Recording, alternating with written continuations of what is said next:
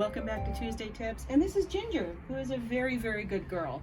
And even though she's very well trained and well behaved and well socialized, I know as a responsible dog owner that when I work with volunteers or I work with clients and agencies that, she isn't able to go everywhere with me. We've all gotten a little bit spoiled in a lot of remote work and remote volunteer opportunities in 2020 and parts of 2021 now, in having our pets around and being able to kind of have them near us while we work.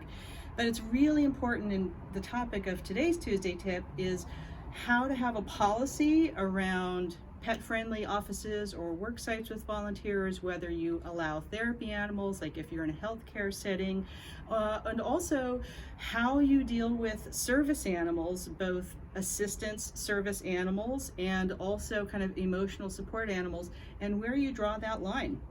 Now, as with everything else in volunteer engagement, hi darling, it's important to have a written policy so that it's very clear to everyone, your employees and your volunteers and even your vendors and the public, what the policy is, and train everyone to know just the basic details of that policy. You can decide to not allow animals who are only emotional support animals legally. We want to allow service animals as much as possible, as much as it's safe for the people and the animals, depending on the kind of work you do and where you do it and how that goes. And the really easy way to make that distinction, if you're not sure and someone's wanting to bring an animal on site as a volunteer or as a vendor or as a member of the public, is to ask, what service does this animal perform for you? And that's really legally the only question we can ask. We don't want to ever make assumptions, whether we think it's clear what that animal does or not.